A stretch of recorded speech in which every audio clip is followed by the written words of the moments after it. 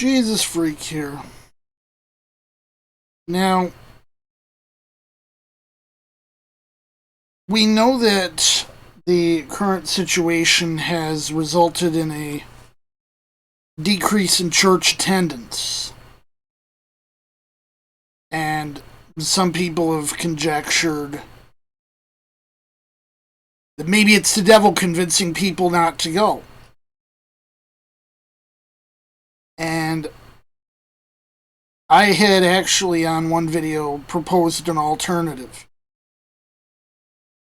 I said maybe God is actually trying to weed out the lukewarm Christians and those who buy into squishy Christianity, and I've described what I mean by that elsewhere, and Christianity-based cults.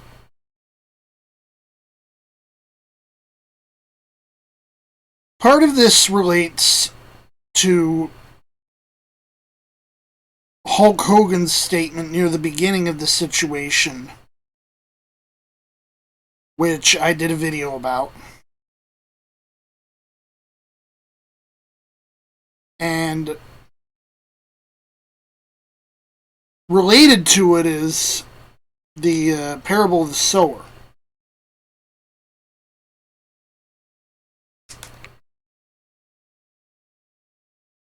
Try to fetch this.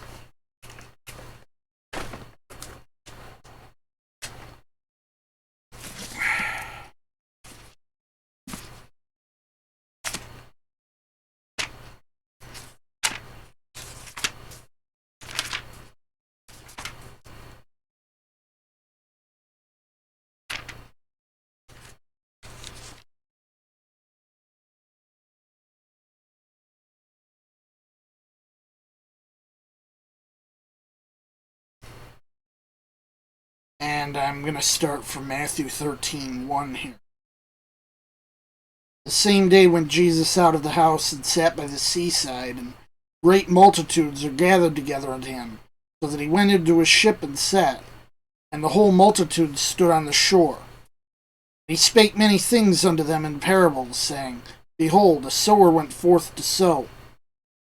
And when he sowed, some seeds fell by the wayside, and the fowls came and devoured them up. Some fell upon stony places where they had not much earth.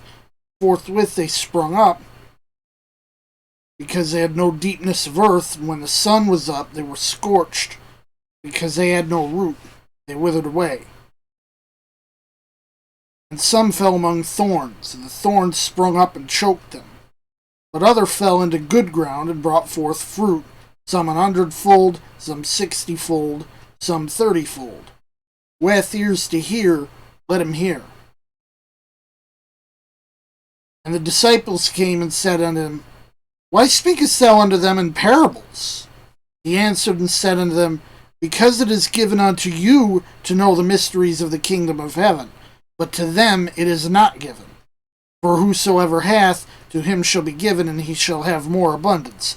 But whosoever hath not, from him shall be taken away even that he hath. Of course, to deal with the parable of the talents being alluded to here.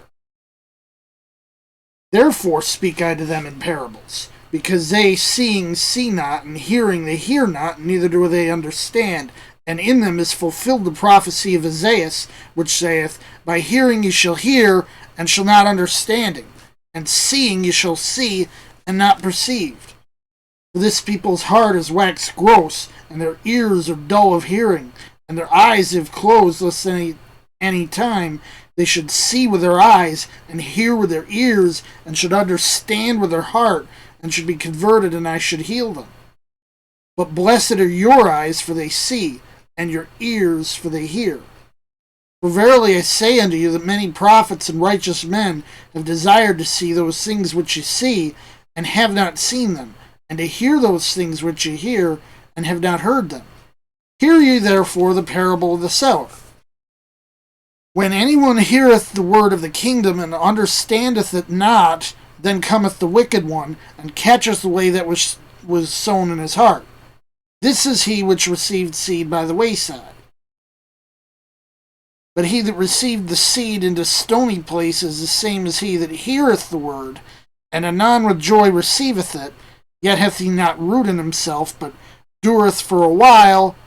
When tribulation or persecution arises because of the word, by and by he is offended. He also that received seed among the thorns is he that heareth the word, and the care of this world and deceitfulness of riches choke the word, and he becometh unfruitful. But he that received seed into the good ground is he that heareth the word, and understandeth it, which also beareth fruit, and bringeth forth some 100-fold, some 60, some 30.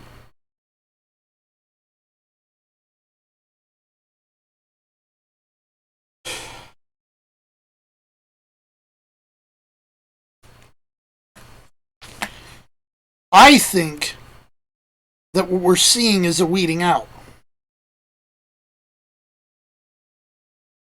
That this situation is causing lukewarm Christians to become disenchanted and leave, leaving the actual true believers.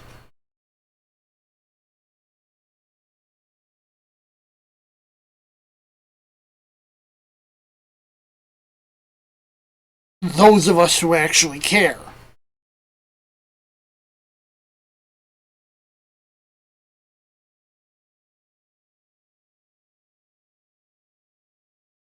And that's both a good thing and a bad thing.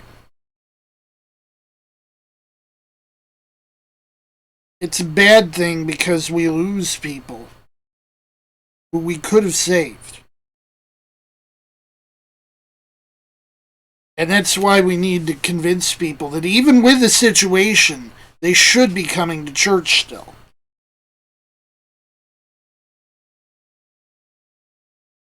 But it's a good thing in that we find out who the real Christians are.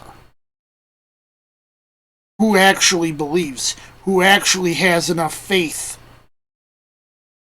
to get off their duffs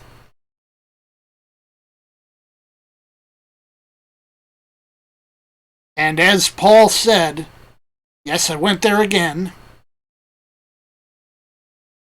not forsake the assembling of ourselves together, which of course cannot be done virtually.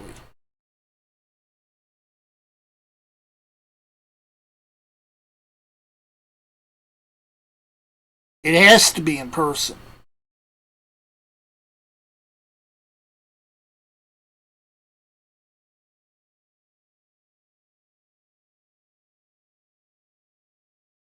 I'm all for precautionary measures, but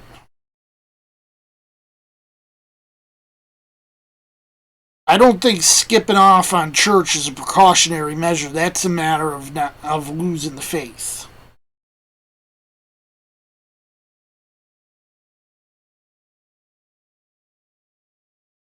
That's my opinion on the subject.